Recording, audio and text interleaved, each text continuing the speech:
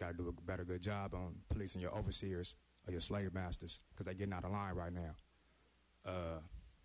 And all for y'all, your black overseers or police officers, man, I feel sorry for y'all right now because the LAPD, they have a little race card they're trying to push, especially with Christopher Dorner. You know what I'm saying? So you best to get on our side, baby. You hear me? Do you hear me? I'm talking to you, man. Oh, you don't hear me? All right, for sure. Anyways, yeah, black lives do matter. Y'all need to fix y'all racist ass system. You hear me? You need to fix your racist ass system, buddy. Because if you don't, it's gonna be revolution. And I want to give honor to all my ancestors. I want to give honor to Bunchy Carter that y'all killed at UCLA, the Black Panther Party. And then for you, Charlie Beck, I'm looking you dead in your eyes, homie. Guess what? I'm from the Black Rider Liberation Party, New Generation Black Panther Party. You ought to remember about me, huh? You remember me? Yeah. Black Power.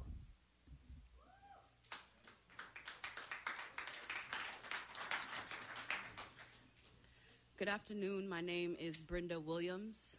I am from Watts, South Central LA.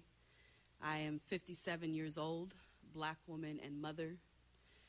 I was deaf and was living with mental health issues. My daughter shared my disability and mental health condition when she called 911. Due to my hearing disability, I did not hear police commands. I was shot, kicked over, and shot again in front of my family on April 27, 2011. And it is through Brenda's spirit that I am here to demand that Chief Charles Lloyd Beck meet with Black Lives Matter to address Ezell Ford's autopsy and bring justice to Ezell Ford's family, Kendrick McDade's family, countless other families, black families in LA who have lost their family members to LAPD's anti-black racism and state-sanctioned violence. And the last. Hello, my name is Hampton. I'm here to represent my son. On Sunday, he was arrested with ghost charges, and being the fact that I'm an advocate for him, he knew he was going to be okay. I fought for him since Sunday until Monday, which they lost him in the system. They didn't know where he was. This happened in the Valley, Van Nuys police station. I had to wait for the captain to come in on Monday, yesterday, and basically these problems have been happening with him. I believe it's because I had filed a complaint in the past regarding the fact that my son and I was abiding by the law.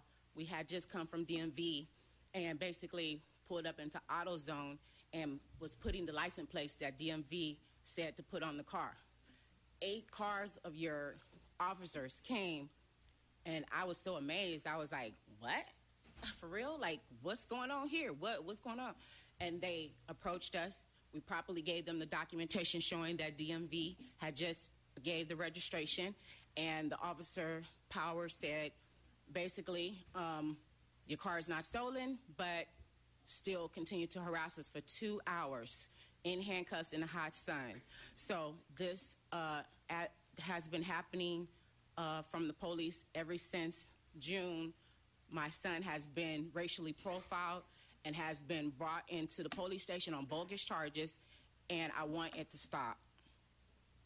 So I need you to help me stop this racial profiling and this harassment by LAPD against my son. And I want answers, and I want them in writing. So I need answers from you. Somebody will talk to you on your way out. Thank you. And this concludes our public comment period. We will now go to item 10. Closed session. The Board of Police Commissioners will now recess into closed session to discuss items numbers 10A, 1, 2, and 3 in accordance with Government Code 54957.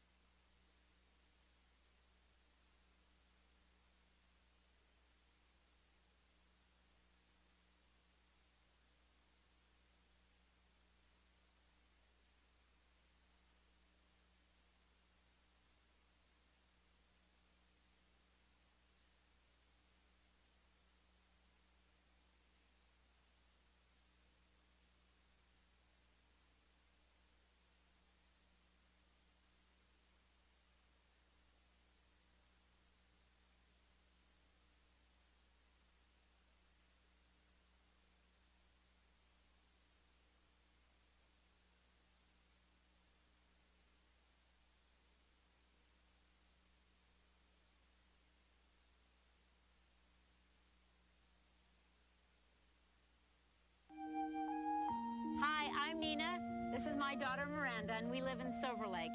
We love the cultural diversity of Los Angeles. You're watching LA City View, Channel 35. Our city, our channel.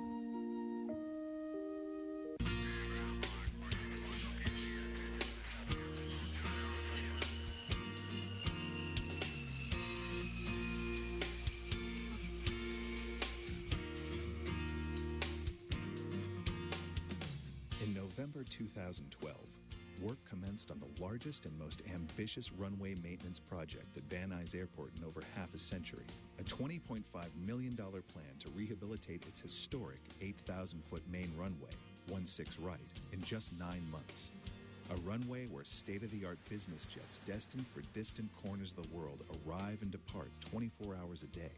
At an airport where more general aviation aircraft take off and land than almost anywhere on Earth. The mission? Modernize the runway to meet current Federal Aviation Administration design standards, achieve a 20-year lifespan, and preserve Van Nuys Airport's world-class status. The challenge?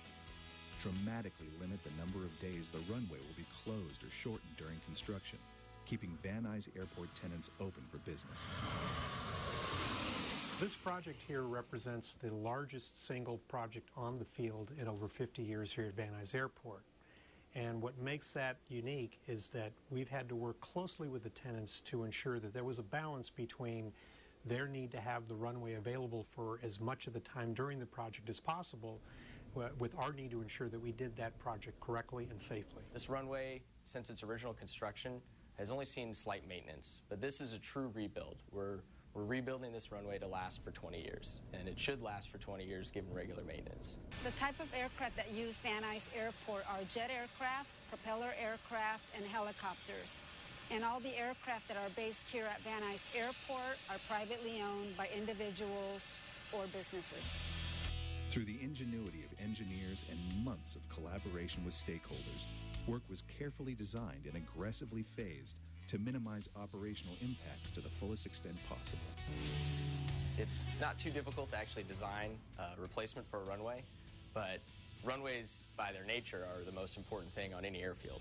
And so anytime you take the runway out of service to rebuild it, it has significant impacts to the community, all the pilots who operated on it, and the airport itself.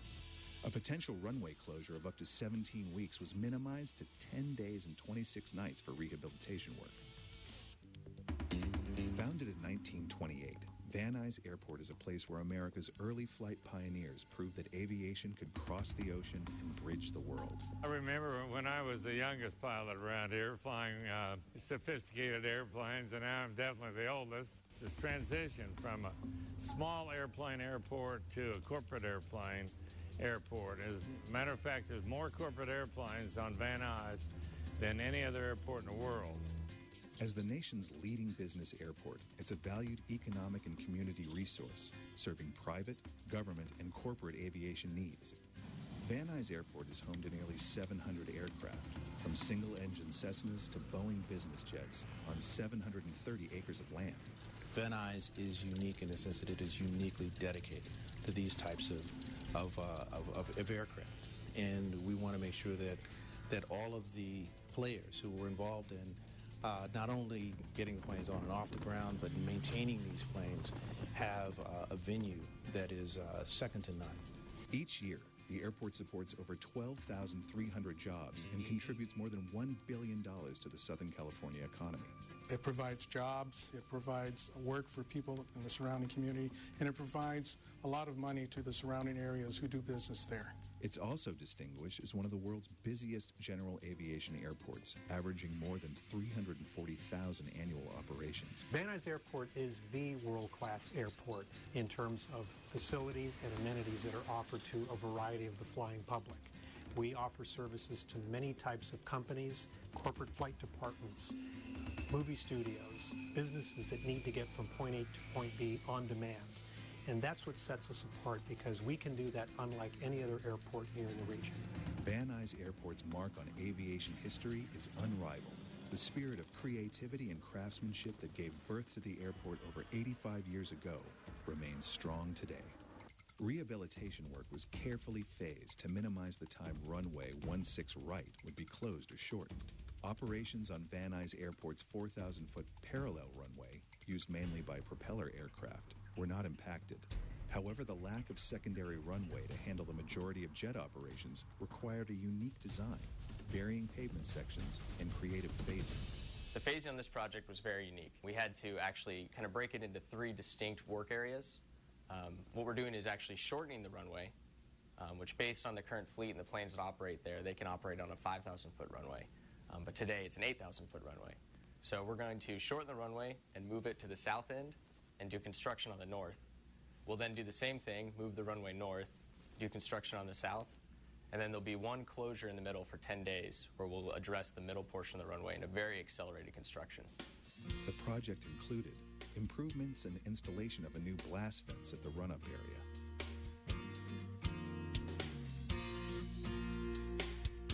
repairs to existing concrete runway ends and shoulder pavements, high-speed exit light modifications, and new pavement markings.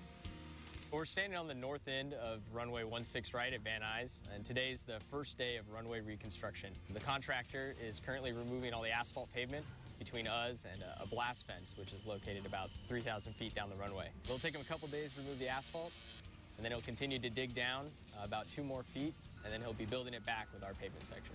Over the last few days, we've actually shortened the runway overnight. First night, it was a matter of setting up some temporary electrical stuff that would give the pilots visual cues. And then the next couple nights, we actually remarked the entire runway and then set up the blast fence to protect the construction site. So the runway went from 8,000 feet 2 days ago to now 5,000 feet. A combination of asphalt overlay and partial reconstruction was phased over the runway's north, south, and center sections. During preliminary engineering, we went out and cored along the length of the runway. And this is just the top portion of one of the cores from the middle of the runway. If you can imagine, this is actually 4 times thicker of asphalt in real life. And we were actually surprised by this. No one would have guessed that the middle of the runway was 17 inches thick of asphalt. And what we're guessing based on record drawings and all the information we have is that that original thickness of asphalt was actually the original runway from the 30s. And since then, the runway has been overlaid until it's gotten to the surface height where it is today.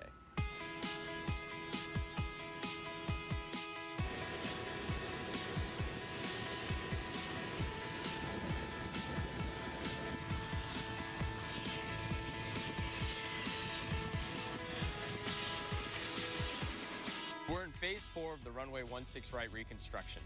Over the past 75 days, we've been doing prep work that's gotten us to this point. We now have the runway closed for 10 consecutive days.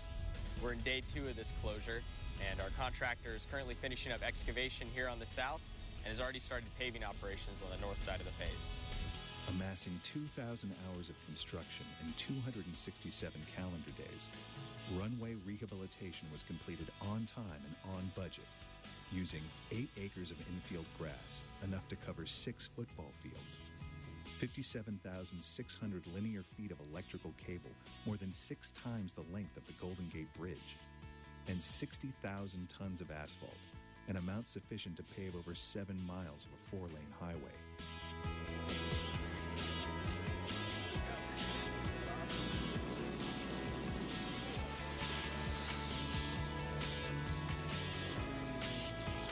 Rehabilitation and improvement of Van Nuys Airport's primary runway, 16 right, allows airport users to experience an even higher level of world-class service and facilities than ever before.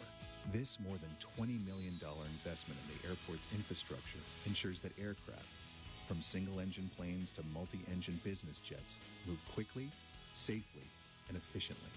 It also promotes business growth and maintains Van Nuys Airport's role as a powerful economic engine. This is the premier GA airport in the Southern California area. And without it, many companies don't have alternates to use nearby. They have to look at places outside of the region to operate, which is really just not feasible for many companies. Whether you're a pilot or passenger, Van Nuys Airport is committed to offering the most distinctive flight experience possible. A legacy of excellence, a design for the future, a world-class airport. Van Nuys Airport.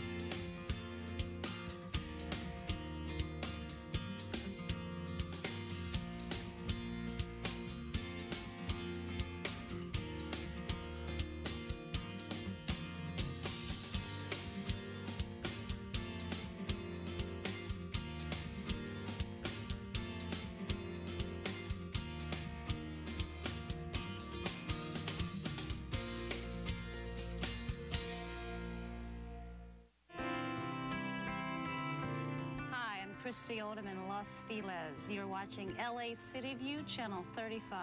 Our city, our channel. Would you like a mustache with that?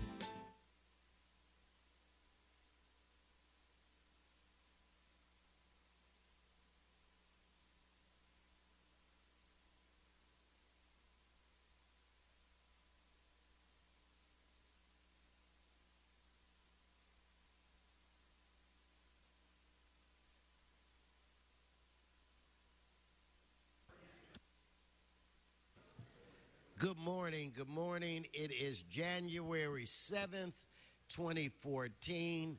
I want to welcome you to the council chambers. Wish everybody a happy, healthy, and prosperous New Year's. Mr. Clerk, we do have a quorum. Could you please call the roll? Blumenfield, Bonham, Buscaino, Sodillo, Englander, Fuentes, Weezer, Carrasco, Corcoran, Labange, Martinez, O'Farrell, Parks, Price, Wesson. 10 members present and a quorum, Mr. President. First order of business. Approval of the minutes. Englander moves, Blumenfield seconds. Next. Commendatory resolutions for approval. Krikorian moves, Labange seconds. That brings us where? Mr. President, there is a request to continue items 12 and 45 to February 6th. Again, items 12 and 45 to February 6th. Okay, so without objection, that'll be the order. So let's continue. Very good, sir. There's also a request from the Office of Finance to receive and file item 2A in as much as the tax liability has been resolved. Okay, so without objection, that will be the order as well. Very good, sir. Items 1 through 9 are items noticed for public hearing. Do we have cards? Yes, sir. Cards on items 1 and 7. Okay, let's hold those items. Members, we're going to vote on the other items. I don't see any request to hold the other items, so let's prepare to vote. Let us open the roll, close the roll, tabulate the vote.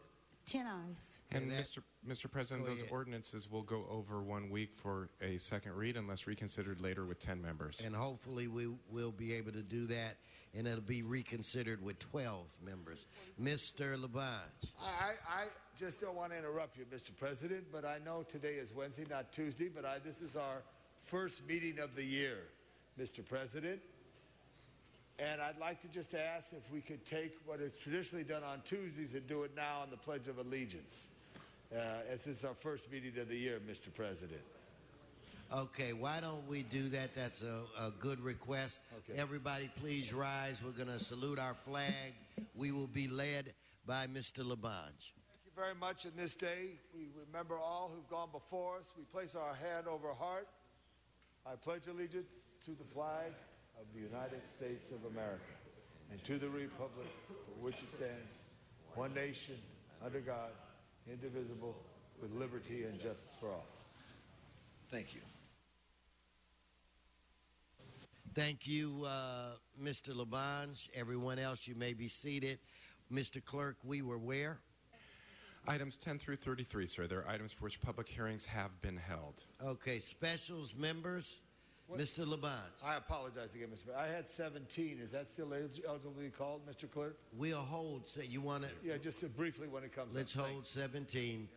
Okay, we're doing 10 through 33. Any other? Seeing none. Let's prepare to vote on these items. Madam Clerk, if you'd please open the roll, close the roll, tabulate the vote. 11 ayes. That brings us where, Mr. Clerk? Items 34 through 54 are items for which public hearings have not been held. 10 votes are required for consideration. Okay, so without objection, those items are now before this body. Mr. Englander? Special item 49 on behalf of Councilmember Huizar and item 53 on behalf of Councilmember Cedillo. So let's hold 40. Was it 49 and 53? Okay, we'll hold those items. Mr. Blumenfield, did you? Next one. Or do we have any cards?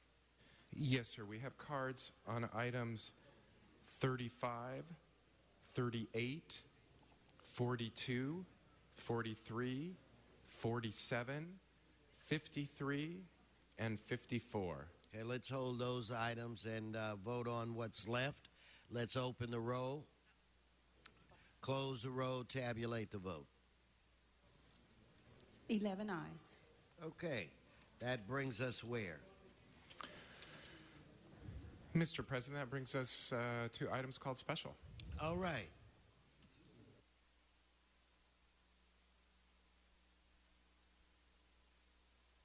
We'll start off with, oddly enough, Mr. Clerk, with item 1, called special by Mr. Walsh. Item 1, Mr. Walsh.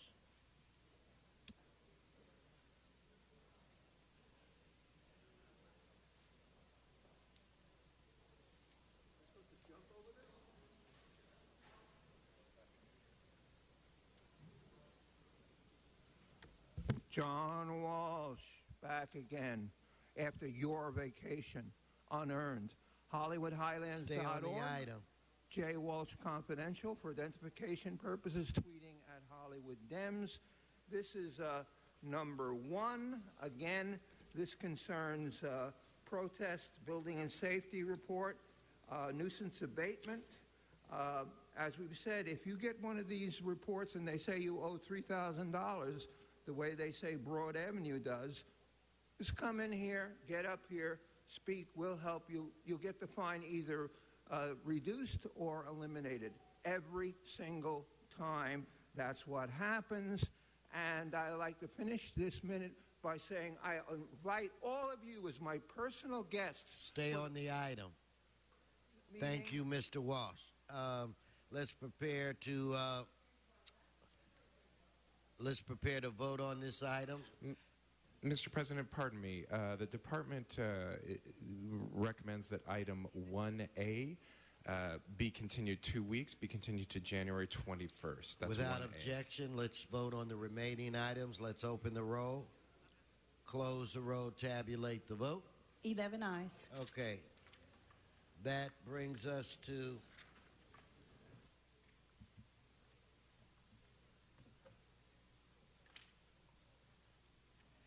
Mr. Walsh, item 35.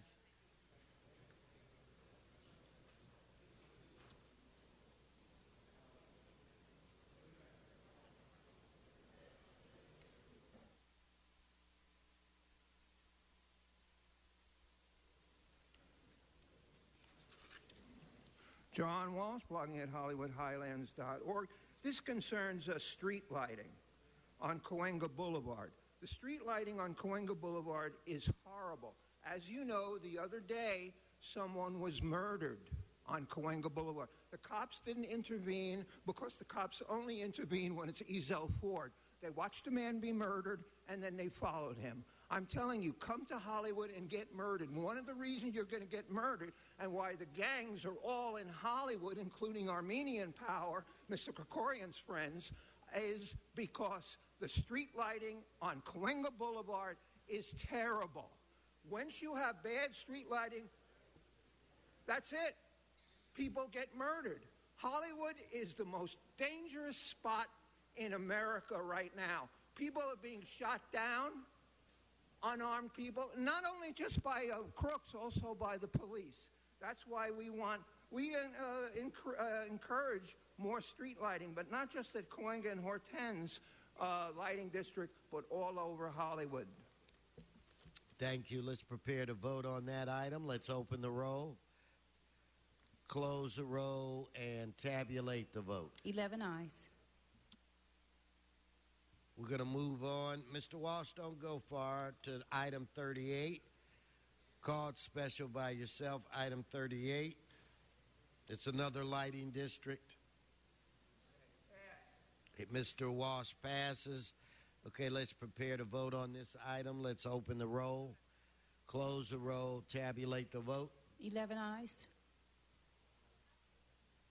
Item 42, Mr. Sachs. Called special by Mr. Arnold Sachs. Item 42.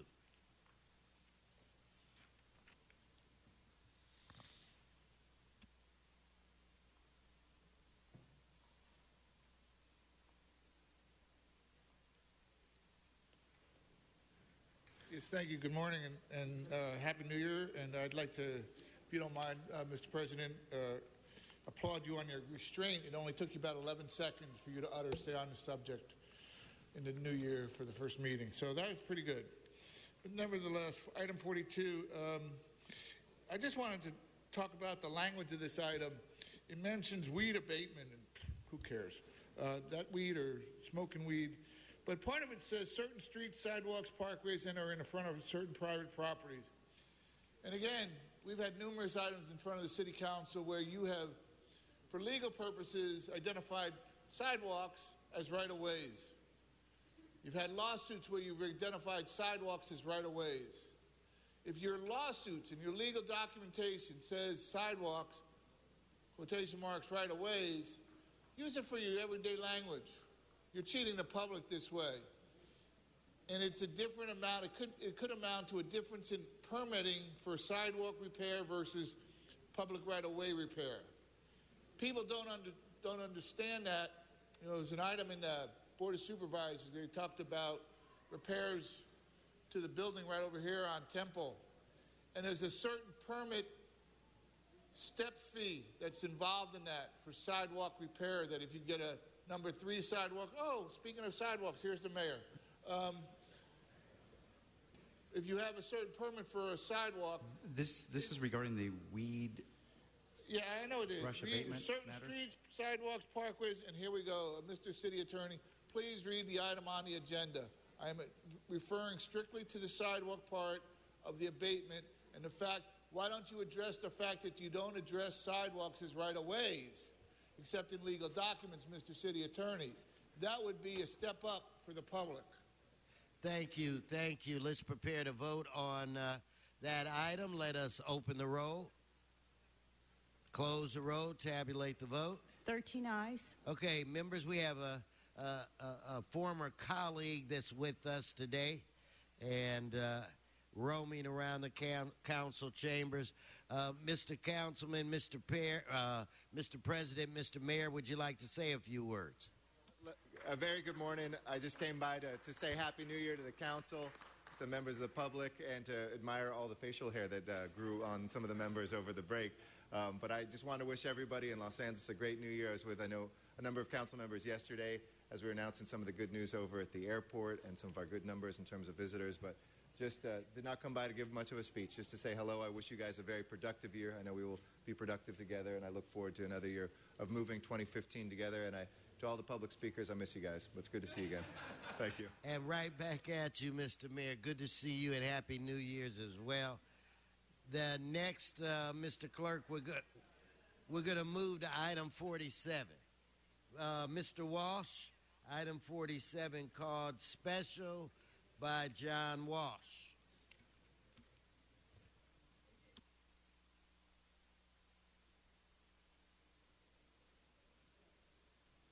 Hi to the mayor. Point of clarification, you have 2 children, not 1. 2. Stay on the item. He says he has 1 child. Stay on the item. Okay, this concerns the Mark Tabor Intergenerational Center and how filthy the restrooms are and cleaning them up, and also adding to the existing child playground, which now is quite dangerous for children.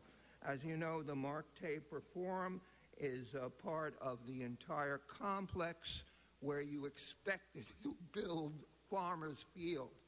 Yeah, the only people who are going to go to Farmers Field are my mother. My mother's been dead for 40 years. Mark Tabor Forum, again, it's a dead end as far as the real estate is concerned. You can't sell real estate around the Mark Tabor Forum because Farmers Field, no. Inglewood is where they're going, the team, NFL. Okay, let's prepare to vote on that item. Let's open the roll, close the roll, tabulate the vote. 13 ayes.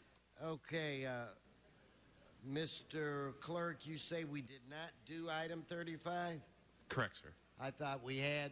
Mr. Sachs, it's another, Mr. Walsh, it's another lighting district. Item 35. Mr. Clerk, let's hold that. I think we did that. You guys have to catch up with me. We'll go to item 50. Okay, Mr. Eric Previn, item 50.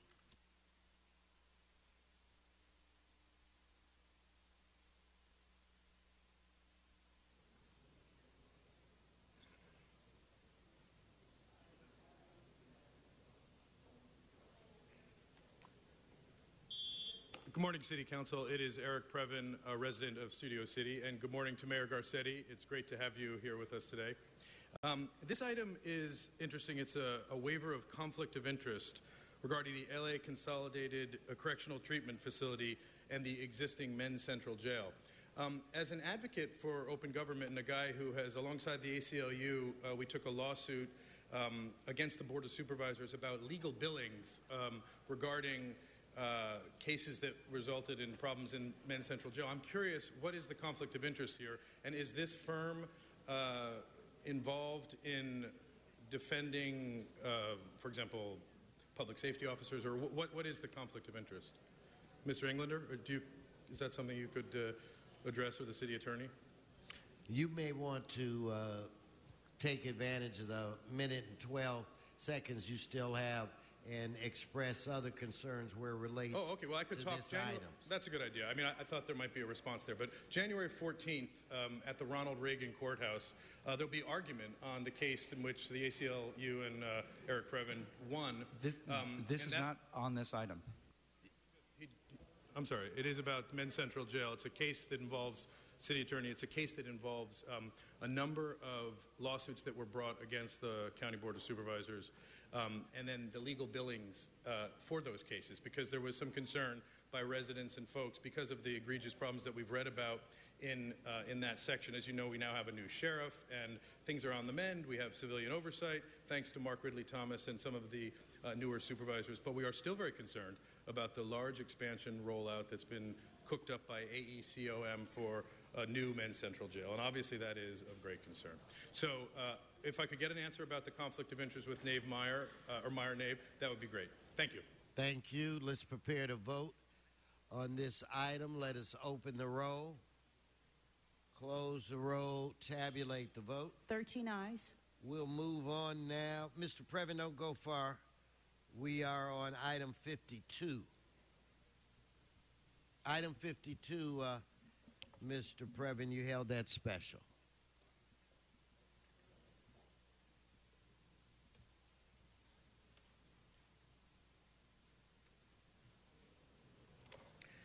Right. This is Eric Previn, a county resident from District 2, and also a candidate, I should say, for City Council District 2. I'm running Okay, let's opposite stay Mr. on the McCord. item. Oh, no, of course. That's in the form of introduction. This is the Glamour Gowns event 2015, which obviously I think we all support, and Casa Los Angeles is great. The question is AEG LLC down below, the management company, or LACC LLC, is a group that I know you're all familiar with. And though this is $5,000+, it's a relatively small amount from the general fund. I was wondering if we could leverage some kind of a gift from them, in part because I take note of some of the Ethics Commission issues. And this group, I should say, is extremely efficient in the lobbying department. They spend a great deal, and they've been very, very effective, I think, at getting their way. So there's clearly some money there, is my point. And for such a great issue like this, where it's about people developing self-respect and looking beautiful at the same time, I mean, I personally think this is a great organization. I would love it if we could use some of our influence, because I know they're influencing you guys all the time. Let's get a donation on that, because it would be awesome. Thank you. Thank you. Let's prepare to vote on this item. Let us open the roll, close the roll, tabulate the vote. 13 ayes. Okay, that brings us to...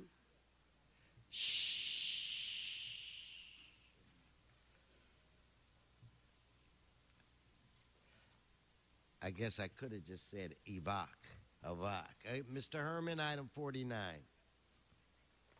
Item 49, Mr. Herman.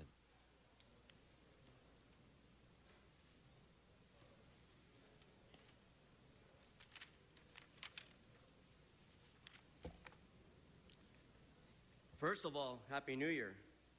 But more importantly, Mr. Huizar and Busquiano are talking about a new pedestrian crosswalk and traffic signal plan, which would only cost majority of us taxpayers a small amount of maybe $100,000. There's no dollar amount here as to what it would cost us. However, as a reminder that I have contacted the Department of Justice, and so far it appears that the DOT report is getting through to Washington now to ask that you guys make our streets and sidewalks safe. And I got you on film and pictures too. And so I'm going to hold my time to the 1 minute. And don't forget, Mr. Krikorian is giving up his seat to Eric, who's been speaking on the last two items. Stay Vote for on Eric. the item. Stay on there. Thank you. Your time is over.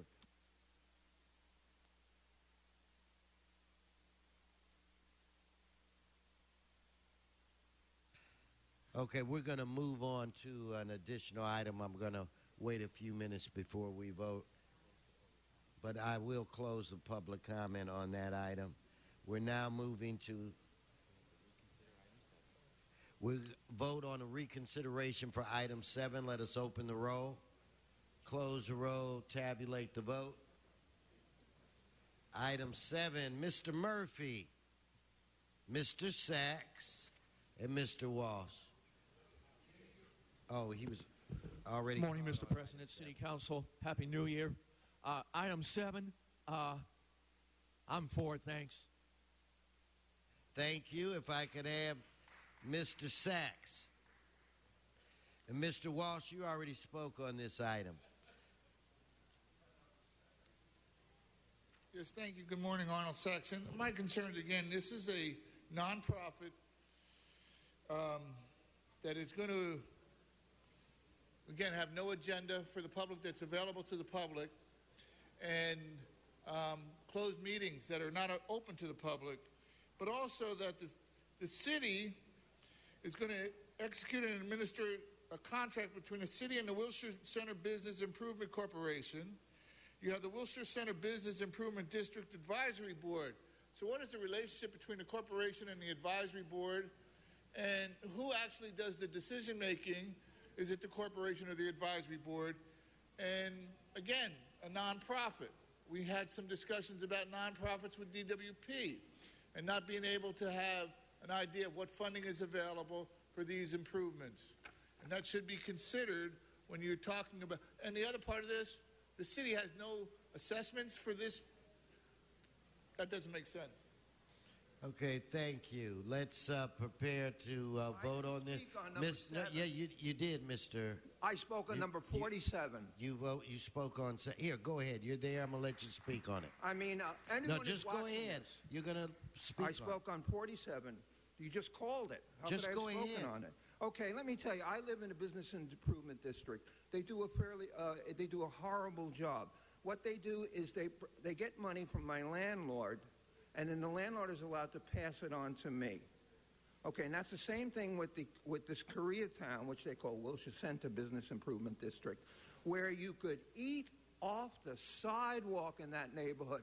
There's no crime in there. You could leave your 2-year-old baby on the street there, and nothing would happen to the baby.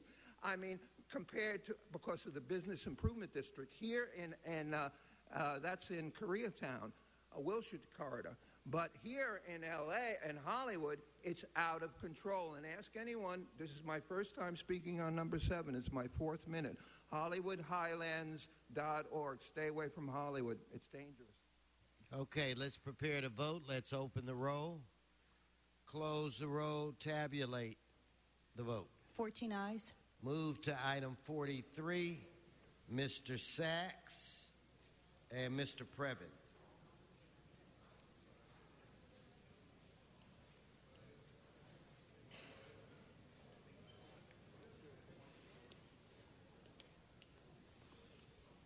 Yes, thank you again, Arnold Sachs. And this is a personnel ordinance that is going to be finally adopted for the 2014-15 budget. The part that's important here is these are positions that are ordinanced. The city passes an ordinance. If they don't include ordinance language and they talk about adding personnel to some departments, it's not going to happen unless the ordinance goes through to increase the size of that department. So exactly how many personnel are working for the city based on this ordinance? And how many positions are funded but unfilled based on this ordinance? You know, a standard practice for the Board of Supervisors, according to the head of the DCFS, is 10% of the positions in each department are unfilled for budgetary purposes. Does the city have the same kind of standard?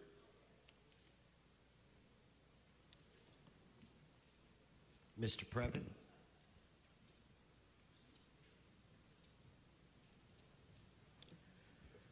Thank you. It is Eric Previn, Studio City resident and candidate in the 2nd District against Mr. Krikorian. Thank you. This looks interesting. This is, of course, the personnel rollout, the addition and subtraction of jobs. I'm focused a little bit, Mr. Chair, on the folks who are running Channel 35. I have sort of a little bit of nice things to say. They reached out in order to make it so that candidates can make a short presentation to share with the public. But, sir, at this exact moment, you'll note that the camera, you've reduced the size of the public to a very small, unidentifiable feature. Mr. President, this is not regarding this personnel ordinance. You know, you should, Mr. Previn, save that for general public comment and go back to this specific item. Personnel ordinance and the folks who are working for us at Channel 35, it's ITA, it's V, item V in the list of groups, if anybody wants to check. City Attorney, do you see item V? It says Information Technology Agency. I'll finish your sentence. Well, I'd like to get the 30 seconds back quibbling about whether or not I'm on. No, you won't get the 30 seconds back. He was off topic as he was You were quibbling. off topic, so there will be an appropriate time for you to bring that up. This subject had no relationship with it. Thank you.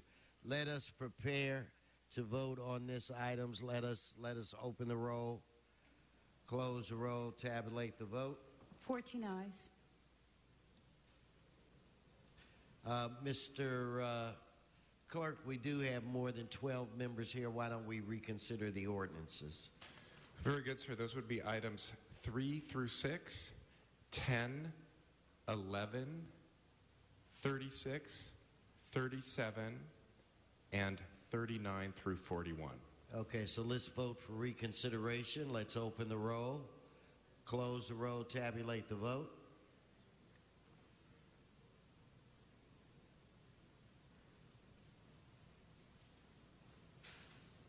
Tabulate the vote. 14 ayes. Now let's vote on the actual items. Let us open the roll, close the roll, tabulate the vote. 14 ayes. Okay, now let's move on to item 54. Mr. Sachs, item 54, and Mr. Herman, item 54.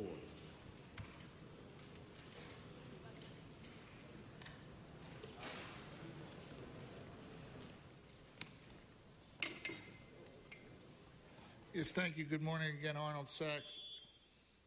And this item refers to funding, actually AB 1290 funding, to be used for something or other, which really doesn't matter. I'm just more concerned about the AB 1290 funding to be used for this, well, actually, for Lanai to use this. And Lanai, although it doesn't mention it, is also a nonprofit. In today's newspaper, they talk about how they got funds in San Pedro for street improvement, and they mentioned Lanai as a nonprofit. But what's interesting, again, is the 1290 funds and another form of revenue that doesn't get included in the city's budget. And this story from the Downtown News, December 8th, 2014, Mr. Galper, the city controller, talks about funds, that public funds, and how it's being spent. He should do an audit on all these funds.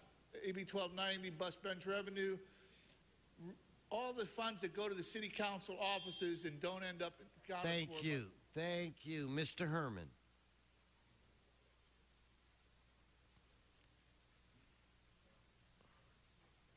Mr. Herman, are you going to speak or what? Move his time, Mr. Clerk. No, speak to the item. Well, in this condition, a state of the city to address sidewalks, streets, and various related neighborhood improvement activities in our council, it has been obvious that we, the hoodies, are being addressed by legislation as opposed to addressing the real issue. Fix our damn streets, fix our damn sidewalks with our tax dollars. That's all we ask. In 2015, right, Mr. Labange, aren't we supporting the Special Olympics, and we're not going to use $1 Stay of on fund? the subject.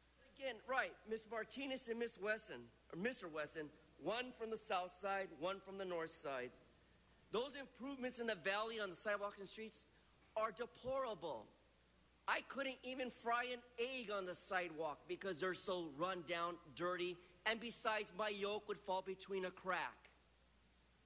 So, yoke together something better than the sidewalk and streets for $400,000, because this amount of money under AB 1290 fund couldn't squash a hamburger for all the folks that you've impacted for the many years of not fixing our sidewalk and streets.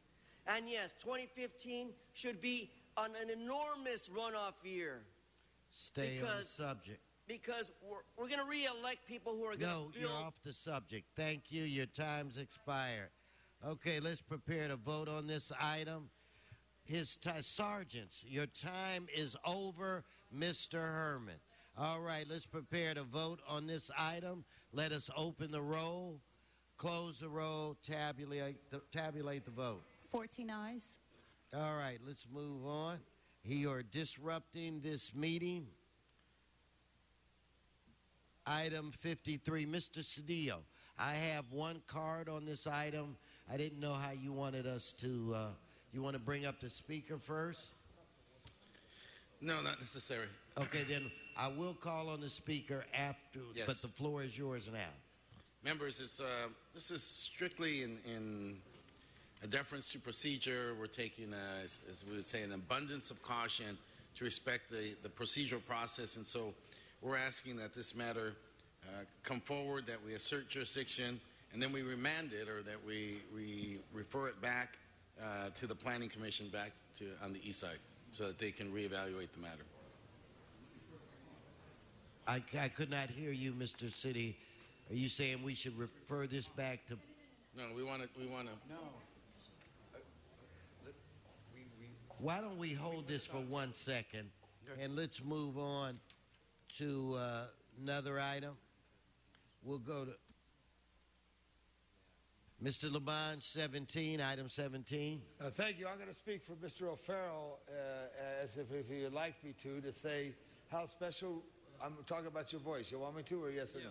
Route 66 has been so great to many of us. It winds from Chicago to L.A., more than 2,000 miles along the way. And our very own Mitch O'Farrell, all his life when he was in Oklahoma, was right off Route 66, and he came to California via Route 66. What inspires people is our history, and our history of that great transcontinental, almost Chicago to L.A.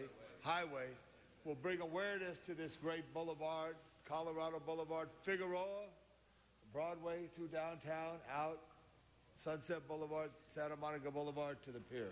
So Mr. O'Farrell is leading the way, and I'm blocking for him like I did when I played at City College, as it passed City College to Vermont and Santa Monica, to get better awareness, working with our Department of Transportation and highlighting Route 66. I want to thank you, Mr. O'Farrell. Thank you, Mr. President. Ask for an aye vote. All right, let's prepare to vote on this item. Let us open the roll, close the roll, tabulate the vote. 14 ayes. Okay, let's now, Mr. Clerk, we will take up item 49. It's my understanding that the substitute motion has been circulated, so let's prepare to go right ahead. Go right ahead. Mr. President, that would be two votes. First, whether or not to substitute, and then if passing the matter before. Okay, so let's vote on the substitution. Let's open the roll, close the roll, tabulate the vote. 14 ayes. Okay, now let's actually vote on the issue. Let us open the roll, close the roll, tabulate the vote. 14 ayes. And that substitute motion is adopted, sir. Okay, so what I'm going to do now is we're sorting out a few things. I want to take, we go to general public comment. I want to call a Gerard, I think it's a Gerard Wright, and a Julius E.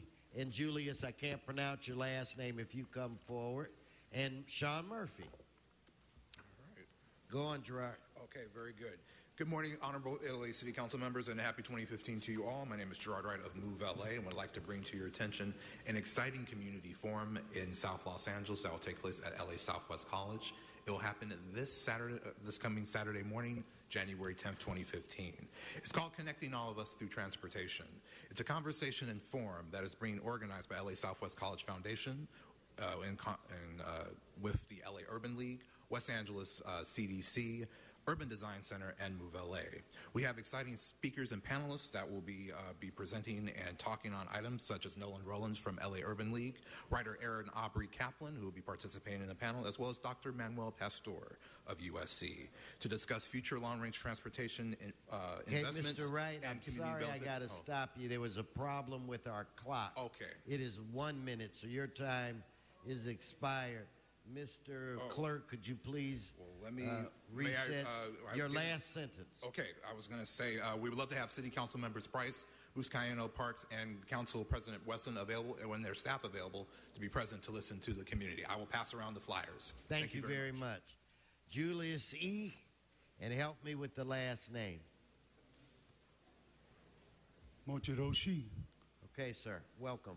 I want to ask the mayor why he's trying to murder me, why the city of LA is trying to murder me. I'm a veteran. I have a weak medical condition. I'm not allowed to have heat. I'm not allowed to have air conditioning. People die from the heat. People die from the cold. I'm living in public housing. Every year, the management won't turn on the heat. I called just a few days ago, I called the LA Housing Department again, and they basically told me to go make love to myself. They told me to call the gas company, but they're not going to talk to me because I'm not a company. I'm really sleepy. I'm having trouble thinking. I'm about to pass out because I can't sleep because of the cold. The gas company, they wouldn't talk to me because I'm not a customer. So, and it's not their job to enforce LA City Code. Thank you, sir. Thank you. Sean, please come forward, followed by Kit Travis. Yes, Mr. Murphy. Happy New Year, Mr. President. I want to apologize to my TV fans. Sorry about the boycott. When you get disgusted of some things, you just walk out. But I'm back. I hope the meetings run a little better this year than last. No more disruptions of the meetings. No more, you know what, bad words. And I'm going to re-elect Paul Krikorian for City Council. Some people don't like it. I'm sorry. Nury Martinez should be the next president of City Council in July. Thank you. Thank you. Okay, Miss Travis. Good morning, City Council. I'm not Kit Travis. She went to put money in the meter, but she came with me. I'm Carrie Pratt, and I want to ask, can I speak now? Okay, I've got you. I've got you. So, is that okay for me to speak? And I have a minute. Pratt, go ahead. Thank you. Happy New Year. Thank you for allowing me to speak. My name is Dr. Carrie Pratt. I am a resident of Manchester Square. Is Mike Bond in here? He was. Okay. Well, this is mostly for him. We started a Manchester Square neighborhood group. We're over there where LAX is expanding. LAX has purchased a lot of the properties and has left our area, the residents that live over there, not all owners, mostly renters, kind of abandoned us. It's a horrible situation has gotten horrible. I've been there 14 years. I know I only have about a minute, but I have so many issues that our members have problems with. And I would like to know when the City Council is going to make a decision about what they're going to do with that square. Arbor Vitae, Century, Aviation, and La Cienega. The Metro's over there. They're building. It interferes with our ability to get in and out of our homes and go to work. You have doctors, teachers, lawyers, people that work at the airport. You have a lot of people who still live over there, and I don't think you guys know. So, Mr. Bond, and I hope you're listening. Thank you so much. And what I'll do, I'll move Miss Travis's card to the back so that we'll have an opportunity to chat with her when she comes back from putting money in the meter. Mr. Martinez and Mr. Arnold Sachs. Mr. Sachs and Mr. Martinez. Jose Martinez. Yes, thank you. Good afternoon. Good morning, Arnold Sachs. And you're allowing a minute. Congratulations on your largeness and your I don't know, That's such a load. Anyway, yesterday at the board, because they have 2 new members of the Board of Supervisors, I thought I'd endeavor to enlighten them on some Metro processes. As a matter of fact, you might have read that Art Leahy is thinking of retiring. So I was talking to them about Measure R and 3 projects that are going on in the city, the 3 rail projects that total almost $4 billion. And what's interesting about that $4 billion is Metro has gotten almost $2 billion from federal government called TIFIA loans. But Metro also has this little process, part of Measure R, where it's called the 3% local match, which means that the communities match that 3%. Metro is taking 3% of the $4 billion and not deducting the $2 billion it got from the federal government. That means it's costing the city almost an extra $60 million in tax funds. Thank you. Thank you, Arnold. Thank you. Do we have Mr. Martinez, Jose Martinez? What about a Darrell Gale? John Walsh? Please come forward.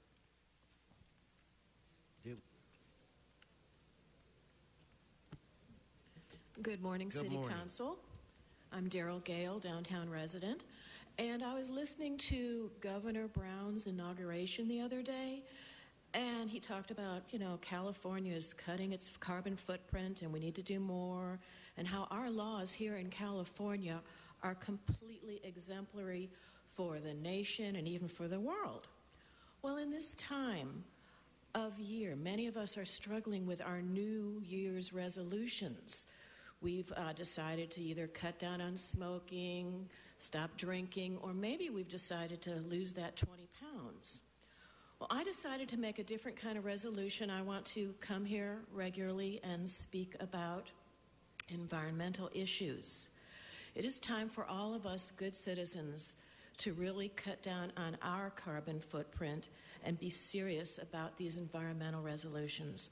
We can all stop using fossil fuels. We can stop driving so much.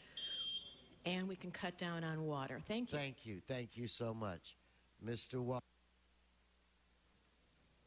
John Walsh at J. Walsh Confidential. Vote for Eric Previn. You saw him. He's a Hollywood television producer. You can check his credits.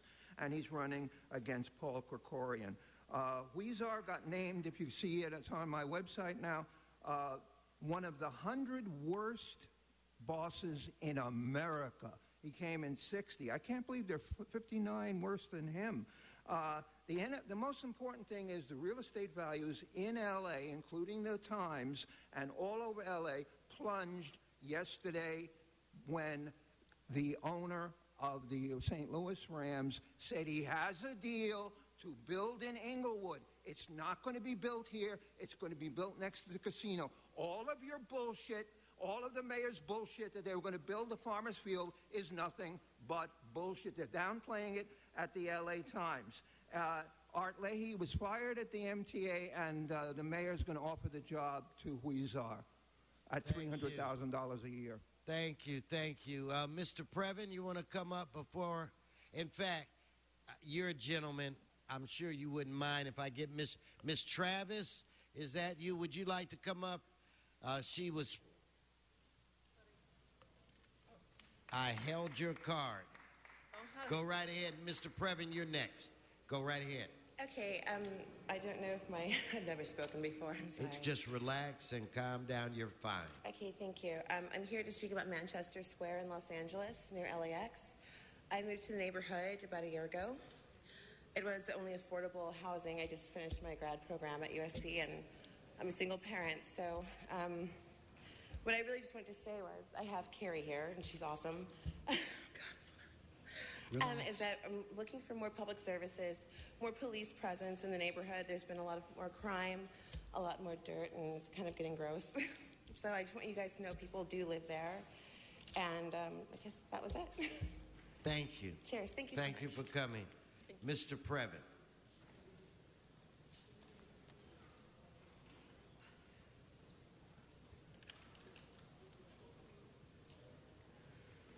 Yes, it's Eric Previn from Studio City and a candidate against Mr. Krikorian in the 2nd District Council race. Mr. Wesson, in public comment, I would like to simply say nobody can see the size of me because you've reduced the size of the public. When they cut back to you, sir, it is an ordinary good-sized shot where you look, as usual, outstanding. But the problem we're facing is that that great woman who just spoke and the other members of public comment, some of whom you adore and some of whom you don't, should get an equitable framing. Now, I've discussed it with Steve Reneker and I've discussed it with Ted Lin, and I still have 27 seconds, so please don't interrupt. I would ask you, because you are the chair and have wide discretion here, and there was a great article in the LA Times on January 4th about your efficiency in public comment, but efficiency is not what we're after. And in conclusion, I would turn to Mr. Krikorian and ask, have you given it some thought, sir? Are you for a 3-story parking garage with lights on top and a sky bridge for the Harvard Westlake group, a small group, like a freeway, but only for a few people, or are you going to oppose it with the residents? Okay, and I'm going to look into your other requests. There's some merit in what you say, so I'm going to chat with some people just to let you know. Okay, Thank you. No, thank you. Are we, it's my understanding we're ready on 53, so why don't we go back to 53 and then I will finish the public comment. Mr. Cedillo? Sir. We are back to you and on item 53. Yes, we've spoken to council, and this is a matter that needs further deliberation at the planning level, and so we want to assert jurisdiction, and then we want to return it, to remand it back to the Planning Commission so that they can get the thorough evaluation that this matter deserves. This is strictly procedural. We have no disposition on the matter. It's simply a matter, an opportunity for us to make sure that it's been thoroughly vetted at the Planning Commission level. Okay, I'm going to have the gentleman, I think it's Benjamin. I'm not certain about the last name. Identify yourself and go right ahead, Benjamin Dana, good morning. Basically, I want to concur with Councilman. There was no finding made at the commissioner level when the issue was rendered. The more important factor for remanding and vetoing is the fact that they violated a vested right by going around the zoning. The zoning allows for a car wash. That was our proposal. And it's a fundamental right, just like anybody else, to have a car wash if the certain guidelines are made. The car wash was proposed. And the matter that the commissioner took on, which is really important, is a non-discretionary matter. And we request that if the matter is remanded back to the commissioner level, for them to only rule on matters that are discretionary and not matters that are set forth by the law.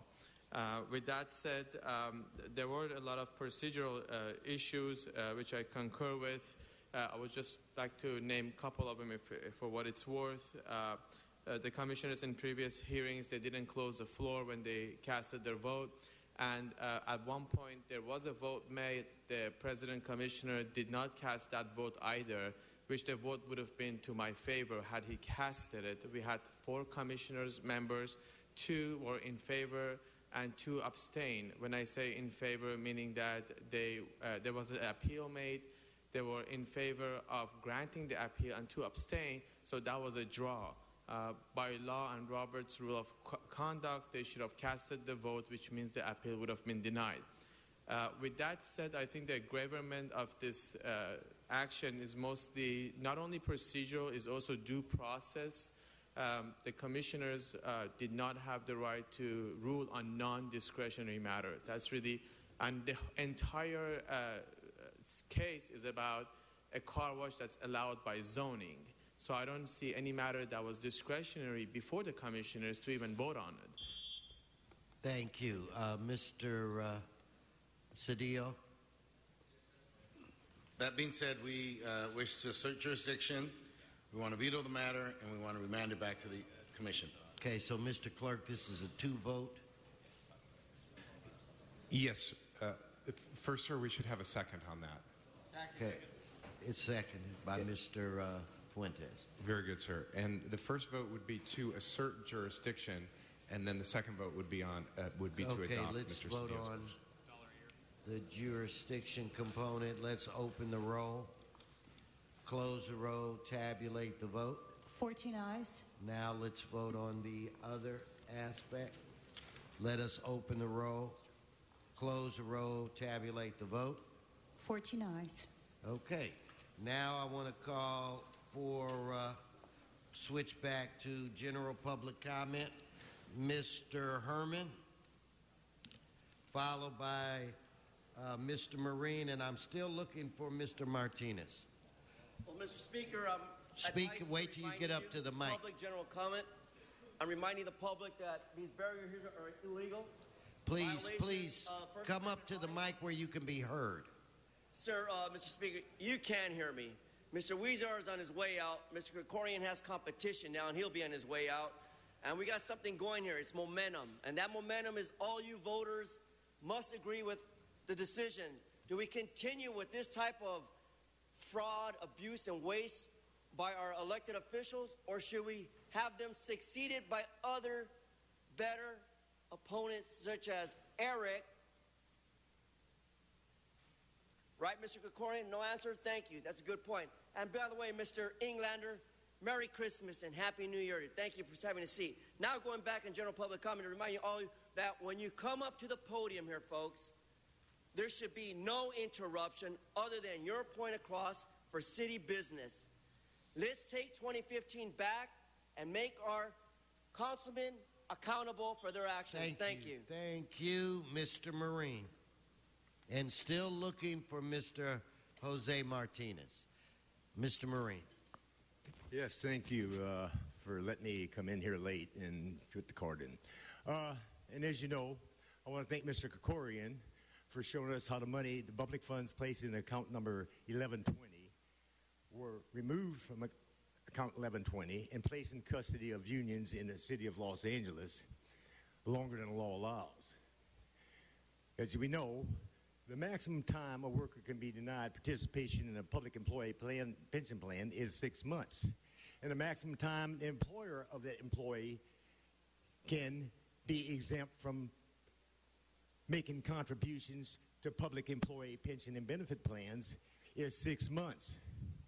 Now, we are fully aware that the money that was sheltered from the pay of Hackman Cola employees is shown in MOUs.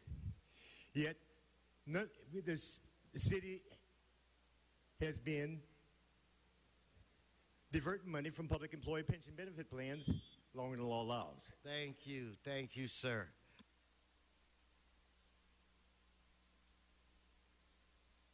At this time, well, that concludes general public comment. At this time, let's recess the regular meeting and go into the special. Very good, sir. Blumenfield, Bonabusca, Cedillo, Englander, Fuentes, Huizar, Carrasco, Corrigan, LaBonge, Martinez, O'Farrell, Parks, Price, Wesson, 14 members present, sir. Okay. With that said, I do have some public comment. Why don't we take that first? We will go to Mr. Walsh, Sachs, and Herman.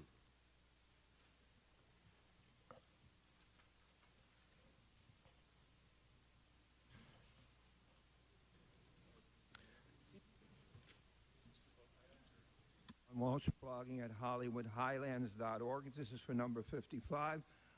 Tweeting at Hollywood Dems or J. Walsh Confidential.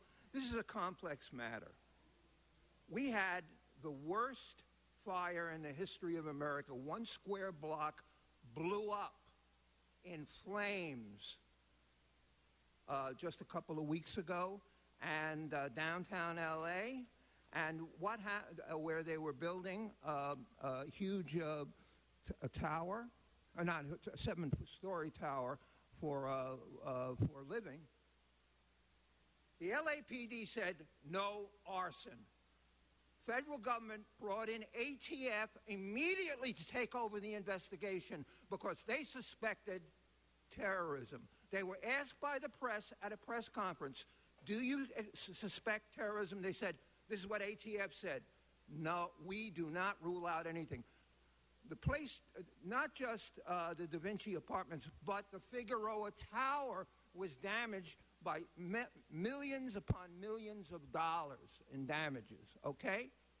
Here, they're raising the insurance by $6 million to cover it for this law firm. Now, what has happened is simple. Then the LAPD said on the record it was not criminal, then said when they're talking about arson, they're talking about, the federal government is talking about negligent arson. The federal government then alcohol firearms, they issued a special press release. Malicious arson happened here. Then the ATF, you don't find this in the Times, because if it did, the real estate values would fall. The real estate values would fall downtown, and it would harm the LA Times bottom line. The best arson dogs on the planet Earth. You can see their pictures on my website. You can see them nowhere else. You can see the story almost nowhere else. They went in and found, by chemically sniffing, and this is all on the record, ask ATF, they found, I believe, 5 incendiary devices. They were placed all over the building. There was no security on the building at the site. Somebody blew up the building using remote control like that. Who are my witnesses? Across the street was the fire department. They saw the 1 square block of downtown, you can see it on the freeway, blew up. Is there any talk about this? No, because it's going to cost the city to the damage. We don't know, as it says in this agenda item, whether they'll be able to salvage parts of the Figueroa Tower where the city was renting. We're talking about, first they said $20 million worth of damage, G.H. Palmer. Then they said $30 million worth of damage. Add the $6 or $7 million, that's just to the site, the Da Vinci site. $7 or $8 million for of damage to the Figueroa Tower, where you're in control. Another $2 million worth of damage to the freeway. We're talking about somewhere in the neighborhood of a $40 million fire. You haven't heard a word about the incendiary devices. And let me tell you, who are they going to blame it on? Blame it on the black man. They have a video of a black man walking past 30 seconds after the explosion, walking past, caught on a surveillance camera. They're trying to catch him. They're trying to put him in jail. They're trying to treat him like Ezell Ford. Always, when you're a white man, and I am a white man, and I'm telling you what they say, when the black people aren't around, blame it on the black man. Okay, the black man had nothing to do with it. These incendiary devices, and there were 5 of them in the building. 5 of them, see how quiet? They're listening to me now. They're not jerking off. They're listening to me. The buildings, there were 5 of them. They each cost, on the market, $25,000 apiece. This was a gigantic arson, and probably caused by either the owner, maybe, or for the insurance, or by terrorism. HollywoodHighlands.org to find out the truth, and my tweet at Hollywood Dems about the fire, the arson fire at Da Vinci building right next to the freeway. Thank you. Okay, Mr. Sachs, but I'll go to Mr. Herman because he's right here. And these are items 55 and 56. Angelinos, has become another cold, laboring day with city business regarding the 221 North Figueroa law firms of Lewis, Brisbois, and Bisgarded and Smith to negotiate and execute amendments for the existing lease for property damage due to the arson, the malicious act of arson in our city. Will we ever be safe in Los Angeles at this point? Correct me if I'm wrong, Mr. City Attorney, but I don't believe so. Because this goes into an issue of question of whether or not the city can defend its constituents and the public, and more so all you tourists visiting, from the destruction devastating us when it comes to fires. So did Mr. Trevino and his ATF do an excellent job of discovery that the issue wasn't a related issue of race and influence of minorities, that started the fire simply to keep warm? Or was it Tom LaBonge who crossed by and started the fire? No.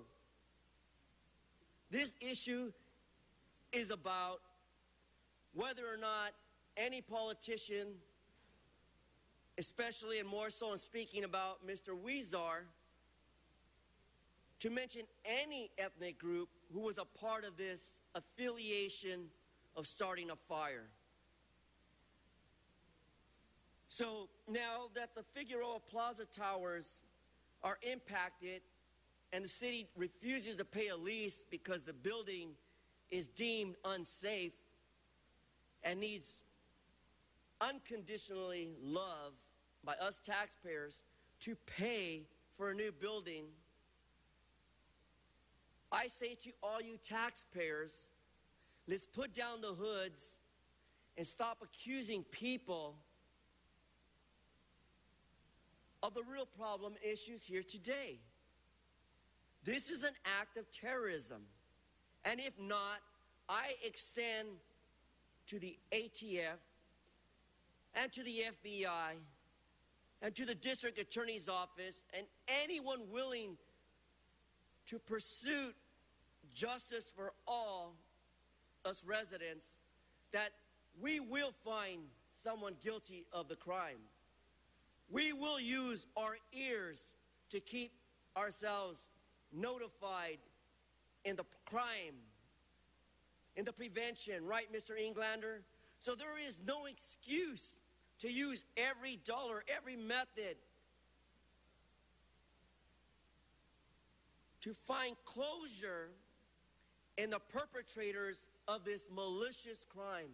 I will not reiterate figures as Mr. John Walsh, HollywoodHighland.org, told you. But I've come to a conclusion that there is a conspiracy here of waste, abuse, that needs to be far investigated into. Because simply for anyone to walk into a building as large as the one that burned downtown, we all find it inconclusive that it simply started by a spark. Thank you for your attention. Mr. Sachs.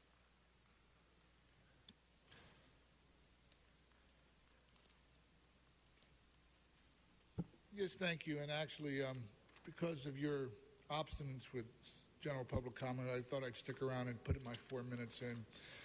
But concerns me here, 55 mentions nothing about insurance policy the city carries. It actually says the GSD reports there is no impact to the general fund. But if this party decides to break its lease and leave the building, well, it's breaking its lease due to the fire that occurred, and it's leaving the building. So the fact that it's not paying any more lease, isn't that applied to the general fund? Now, this action in and of itself may not apply to an impact to the general fund, but them not paying a city's lease, that impacts the general fund. And the other part of this, the insurance policy, and the other part of that is a lot of these high-rises the city has approved after redevelopment shut down, which is somewhat an oxymoron. With redevelopment, you're supposed to have development, and now that there's no redevelopment, you have all this development in the city. A lot of the construction consists of wood framing. And this building in and of itself consists of wood framing, which made it such a huge fire. So what steps have the city fire department, and by the way, it's not the LAPD that investigates arson. I believe it's the fire department that actually investigates arson, and they may call an ATF and not the LAPD. I don't think they have an arson squad for LAPD. Maybe one of the officers could correct me on that, but I'm pretty sure that it's the fire department protocol. But what steps are the city building and safety agencies taking based on this fire? Or will they look into a new policy because of all the wood framing construction that's going on in downtown LA? If, God forbid, there was another fire.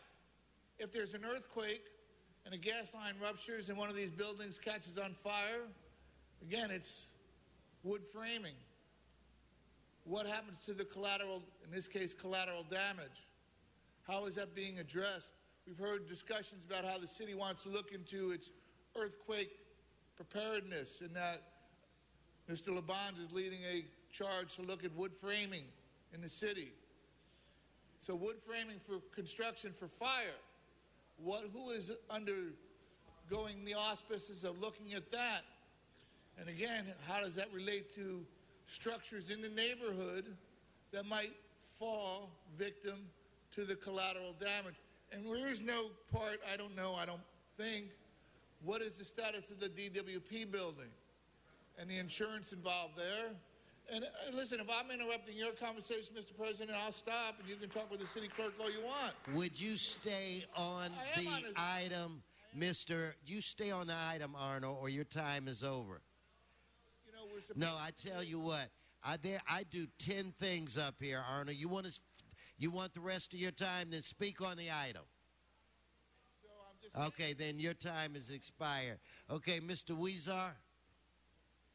Yes, thank you, Mr. President. And actually, these items have nothing to do with all the other items that the public commenters are talking about, but essentially this is just allows the city to pursue a lease that a tenant had with our building that was affected by the fire near Temple and Figueroa. And it also allows a property manager to work on alleviating the disruption from the fire. And I ask that these items go forthwith should they be approved. Thank you so much. Thank you, Mr. Labonte. I want to rise and support Mr. Weezar and the work that you are doing, but I especially want to rise and support our city staff and the work that each of you are doing. This was an earthquake at one location. It was a tragedy. The displacement of the employees, the efforts, again, remind you in the new year to have your deputies reach out to these departments. They're in new locations, and and projects that you were working on have slipped because of the relocation. The one thing I want to ask, a friendly amendment to the CAO and the team there, look to acquire the parcel that burnt down, and if it benefits us from having additional parking for 221 and 223 North Figueroa, as well as the County of Los Angeles. I just think that's an opportunity. The basement of this building, the parking structure, was not destroyed, and it's just a request. You understand that request? Friendly amendment, no objection? Thank you. Thank you, Mr. Weezar. Thank you, Mr. Labonte. Okay, let's prepare to vote on this item. Let us open the roll, close the roll, tabulate the vote. 14 ayes. Okay, and there was a request to send this forthwith. All right, Mr. Clerk, what is before this body at this time? Mr. President, do you wish to adjourn the special meeting and return to the regular? Okay, thank you for that reminder. Let's adjourn this special and return to the regular. Very good, sir. Council has motions for posting and referral. They are posted and referred. That brings us where? The desk is clear. Okay, announcements. Members' announcements. Mr. Labonte. 3 years ago today, Huell Howser went to heaven. And this afternoon at sunset, we will be viewing from the west deck of the observatory, friends of Huell Howser who love California gold. We'll view the great sunset, which we'll have today, and then we'll come over to the eastern deck of the observatory, and we'll look down here at City Hall, and the Lindbergh Beacon is lit tonight and has been for several days. Thank you, Mr. Mayor, our office, Mr. Weezar. The Lindbergh Beacon was found on Huell Howser's efforts to discover it again and place on the top of this building after the retrofit of last century. In addition to that, Mr. President, tomorrow Elvis would have been 80. So on Thursday night, we're celebrating with others in the cultural community the 80th anniversary of the life of Elvis Presley and his music at the Palace Theater. And we hope to have a special gift that many of you know in Bill Allen, whose dad, Steve Allen, brought Elvis to life on Vine Street some almost 60 years ago. All's well. Thank you, Mr. President. Okay, thank you. No more announcements, Mr. Englander? Yes, thank you. I considered actually an adjourning motion, but I think that'll be forthcoming. Instead, I'd like to ask these chambers to have a moment of silence now for the 12 people that were killed, including 2 police officers in the wee hours this morning in Paris, France, in an apparent terrorist attack.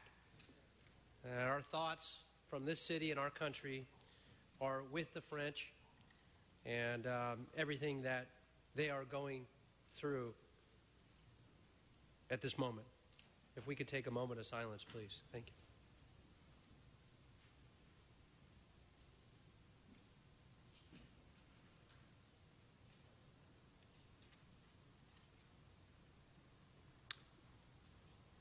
Thank you, colleagues, Mr. President. Appreciate that. Okay, that's a segue into our adjourning. So if everyone could rise, continue to rise, then let me go around the horseshoe. I'll start with Mr. Englander. Great, thank you. As we all know, it is with great sadness that we are officially adjourning this council meeting today in memory of 2 incredible police officers in New York City, Detective Wen-Jin Liu and Officer Rafael Ramos, who were ambushed and gunned down on December 20th, 2014 while sitting in their patrol car in Brooklyn. Detective Liu immigrated to the United States from China when he was 12 years old, and he knew he wanted to become a police officer at a very young age. He enjoyed the simple pleasures including fishing, the outdoors, and was a devoted son and husband. An only child, Detective Liu actually called his father after every shift to let him know he was on his way home and that he had made it through his shift safely and he was still alive. On December 20th, that call was never made. Detective Liu leaves behind his wife of only 2 months and his parents. Officer Rafael Ramos had just celebrated his 40th birthday. He had been on the police force for over 20 years. Ramos was an unusual cop, and he saw the streets of New York as his ministry.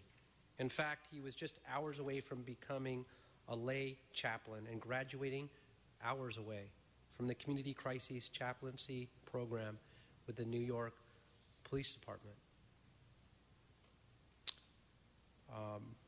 He was, after the incident, appointed as an honorary NYPD chaplain this month. Officer Ramos leaves behind his wife, whom he married in 1993, and his 2 sons, Justin and Jaden. There's no greater sacrifice than giving one's life for our community. These men were truly national heroes, and this incident is a sober reminder that police officers all over this country and the world put their lives on the front line each and every day to protect us, to provide us the freedom.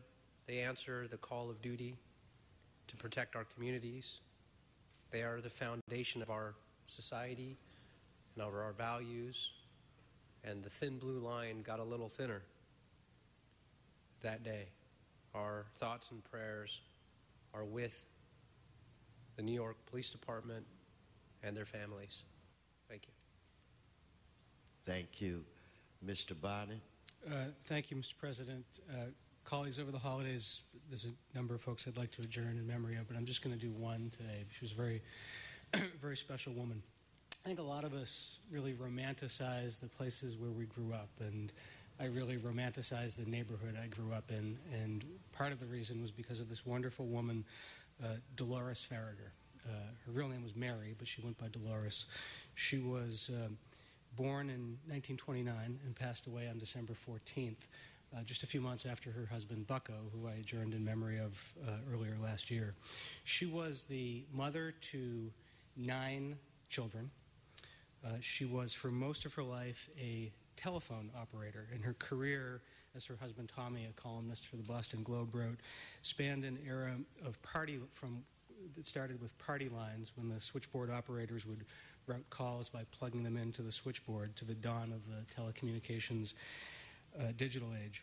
She worked outside the home at a time when it wasn't very common to do so because she needed to help her husband come up with enough money to raise all those children.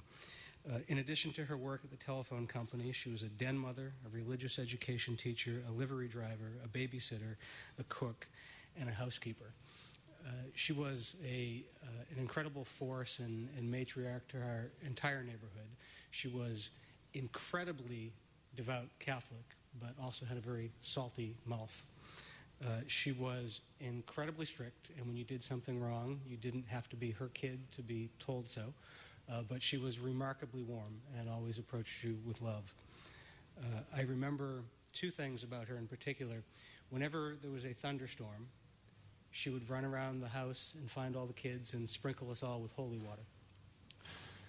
I also remember being overheard by her in 4th grade using a word that she thought was inappropriate for a 4th grader to use.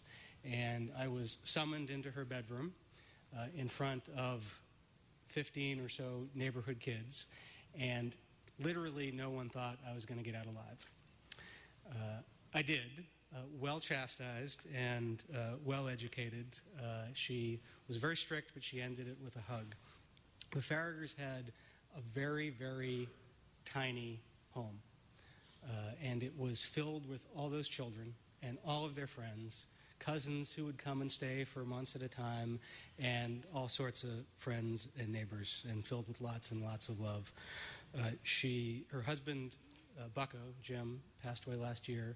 Her son, Stephen, passed away shortly after birth.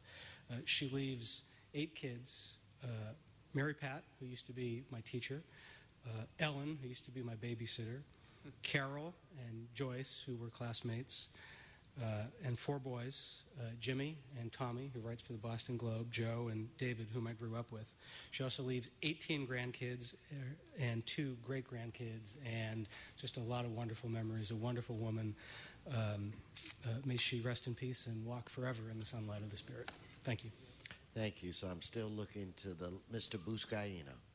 Thank you, Mr. President. Colleagues, I ask that we adjourn in a fine and national leader in the Italian-American community, former New York Governor Mario Cuomo, who passed away on the same day his son was sworn into office as the re-elected governor of New York.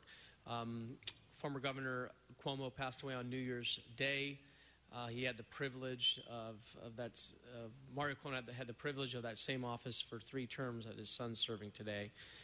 From 1983 to 1994, he was a pragmatic, progressive steward who gained national prominence during his famous 1984 DNC speech, in which he advocated for the protection and inclusion of all ethnicities, classes, and genders. He vetoed 12 bills which tried to bring the death penalty back to New York and believed in turning our noblest aspirations into practical realities. As President Obama said, he was a determined champion of progressive values and an unflinching voice for tolerance, inclusiveness, fairness, dignity, and opportunity. And as President Clinton and former Secretary of State Hillary Clinton jointly stated, he was the embodiment of the American dream, a sterling orator and a passionate public servant. Former New York Governor and amazing leader and true Italian-American Mario Cuomo, rest in peace. Thank you. I'm still on Mr. Cedillo. 2 comments, Mr. President. One, local hero Norma Oliva was a resident of the Lincoln Heights area. I don't know if people have visited Boyle Heights or East LA, Lincoln Heights. There's a small chain franchise of cleaners called Sloan's Cleaners. And,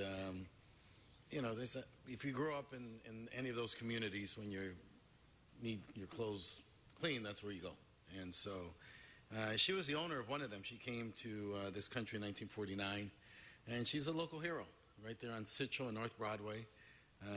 Went to Lincoln High School, learned English, This was at a time when immigrants were new to that area, or Mexican immigrants were new to that area. So it was mostly an Italian community at the time in transition. And she learned English. She went to go work for Mr. Sloan. And he was so impressed with her that in the early 70s he had her take over one of his many shops. And so she was there for decades and was kind of the den mother of that community. And particularly at that corner, there's a stop sign and a crosswalk because of her commitment to the community. She was den mother. She was watching over that corner. There's a burger stand right across the street. She played a very important role in making sure that that community was safe. And so she's a hero and giant in her own right in that community. And so we just lost her and would like to close in her memory. I think for us, I'd like to add Stuart Scott. You know, sports is kind of the great unifier in our nation. And we all have our home teams. We all have our experiences, whatever sport that we're in. And then there's this network, ESPN, that kind of brings it all together for us as a community in our nation. And when we travel, many of us have to, you know, we always go see what's going on ESPN, what was the score. I have a routine. I got to check the scores before I go to bed. I don't know why, but, you know, I've got to do that. Stuart Scott expanded that community for us. He was a voice for others who participated. He knew what we felt. He saw sports from the athlete's perspective. And I don't just mean the professional in the Super Bowl.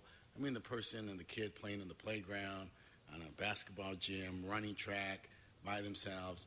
Those of us who just aspire to be a little bit better than we are, and then get great thrill and joy out of watching these big, huge events that we watch. He was the calm guy there, but the guy who could really express and talk about sports like we do, like everybody does when they show up for the Super Bowl party or the NBA finals or the NCAA finals or the Olympics. He was a guy who captured our voice, our perspective, and had our insights. And so it's a huge loss. You know how I feel about cancer, and I think he captured the perspective you have to have about cancer, is that you have to fight it by the way you live, by the quality of your life, by your commitment to life and to living.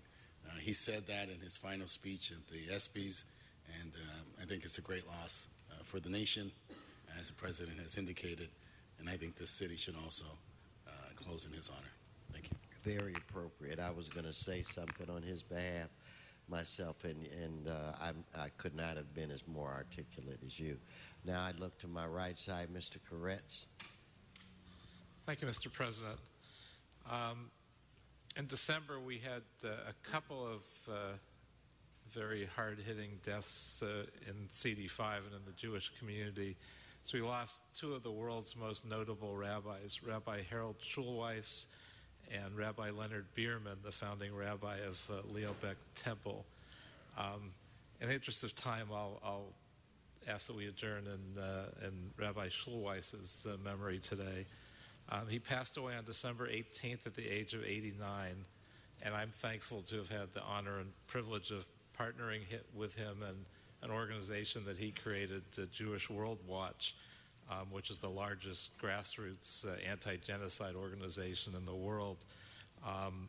We crafted, lobbied for, and passed the state's divestiture legislation aimed at helping to end the genocide in Darfur and all the terrible things that were going on there.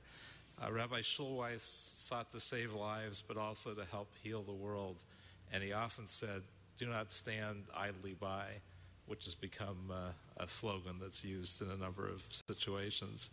He took on genocide, which has cursed our modern world, and in a lengthy tribute to him, which appeared in the New York Times after his passing, they quote his 2004 sermon in which he said, "We took an oath, never again.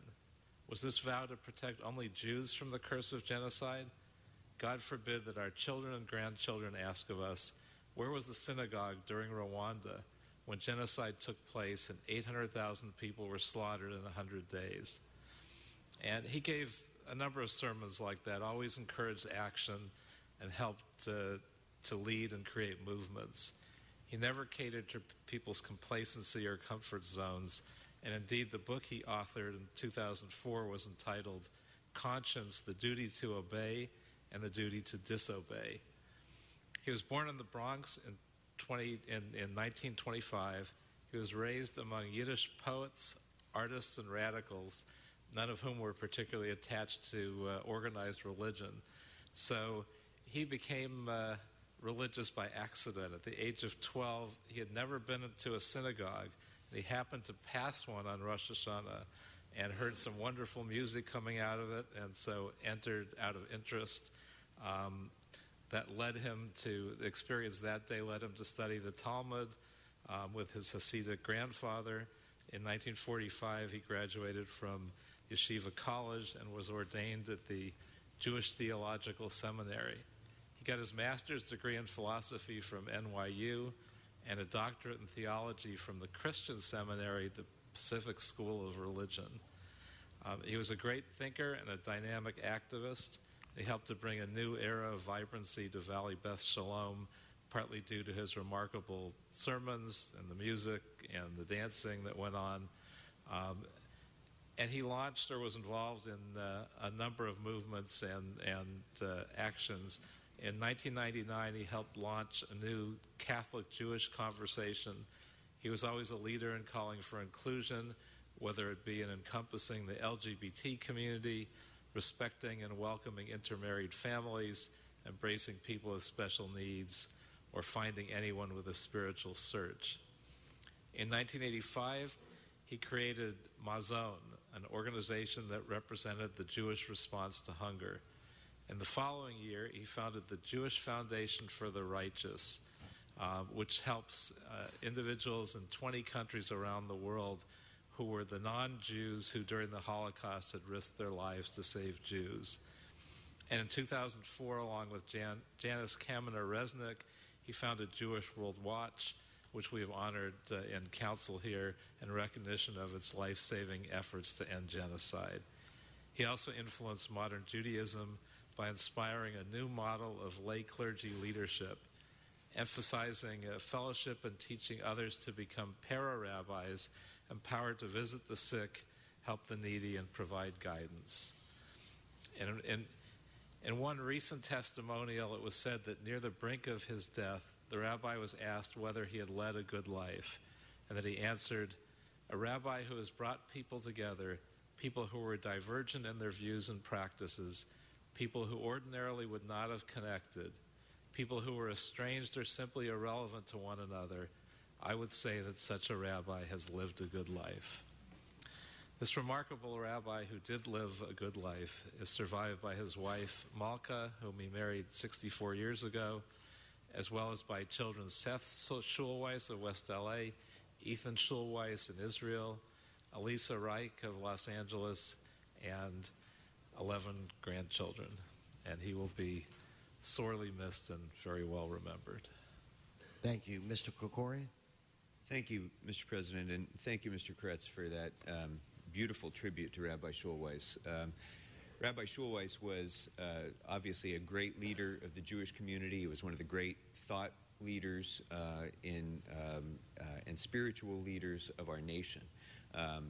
He inspired people well beyond Valley Beth Shalom, well beyond the Jewish community. He was a spiritual leader for all of us. And his work with Jewish World Watch is a legacy that will impact people throughout the world who will never know of his name, but whose lives may very well be saved because of his actions and because of his leadership. And all of us in the Armenian community will always be grateful and will never forget Rabbi Schulweiss, because he was one of the first prominent Jewish leaders to come together with the Armenian community in joint commemoration and joint mourning of the Armenian genocide and the Holocaust. A decade ago, he joined with Archbishop Hovnan Derderian and had a major event to commemorate both of those genocides and to speak to the linkage between them and to the linkage between them and future potential genocides. In a subsequent event in 2007, Rabbi Schulweis wrote a poem, which I won't read it all, but I think there's appropriate segments of it that we should all keep in our heart as we remember Rabbi Schulweis. He wrote, "We were not born yesterday. We see with ancient eyes. We reflect with ancient memories. Why do we fear to be forgotten? Why do we so yearn for immortality? To be forgotten is not to have lived. To be forgotten is to die to the world. Together we will not forget, and together we will not be forgotten. Together we will console each other, and together we will comfort each other. Together the world's walls of sinister silence will be torn down. Together the towers of hope will be built up." Rabbi Schulweis will never be forgotten, and he will always help us to build up the towers of hope. Thank you. Mr. Labange. Thank you very much. That was a very great tribute. And tragedy, life leaves, and we stand here and salute people, but very special people who made a part of our lives. It used to be in my district, the Southern California Islamic Center celebrated the life of Dr. Meher Hathat, who was a leader of the Islamic community here in Southern California. He was only 79, but a very energetic guy who did many things simple as the rabbi did. It's reaching out. We adjourned in his memory, Dr. Meher Hathat. And Stuart Scott, he reached out. Athletes listened to him, and he was able to comment. My son reacted to his death. He was touching many people. And to hear our president reflect upon Stuart, that's a special human being. He was cheated at 49 years old. Amanda Walsh, who we know, used to come in with a jacket, who we loved, was a member of Tom Bradley's team all the way through and volunteering here as one of the very special docents here. Was born in Detroit and came here as a young woman, was involved with the Peace Corps, was very involved with our Sister City program in Lusaka, was loved by so many people, founded a foundation for children in Africa that carries out the mission to provide medical supplies. She's much loved and contributed. Joel Greenberg, who volunteered for John Ferraro for many, many years, in his 90s past, a businessman, started Harrison Frank. You're all too young to remember Harrison. Yeah, you're not that young. He started Harrison Frank.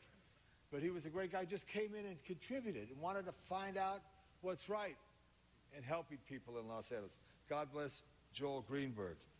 And also I wanted to mention that Edward William Brooks III, a Massachusetts senator, passed, 95 years old, first African-American elected by popular vote. We want to remember him. Bess Meyerson, 90 years old, first Jewish-American woman as Miss America that was a role model for so many people. But lastly, this is a real cheat. The people who are on AirAsia Flight 8501, take it out of the sky. The Indonesian consulate is in our districts. The Indonesian loss and others, shocking.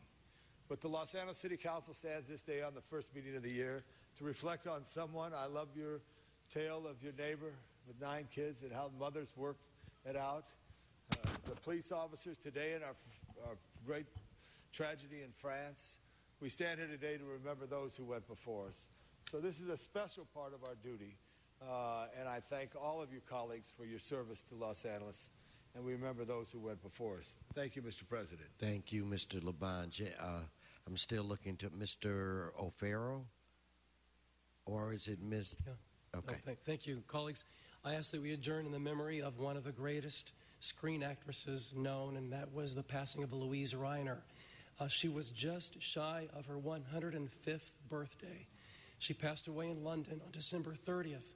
She has a very special place in cinematic history. She made a total of 8 films from 1935 to 1938 and won back-to-back Academy Awards in 1936 and 1937. The first was for The Great Ziegfeld. The second one was for The Good Earth. And I had the great privilege of seeing her in person at age 100 when she was brought to Hollywood for the TCM Film Festival and was interviewed by Robert Osborne. And they screened Pearl S. Buck's The Good Earth.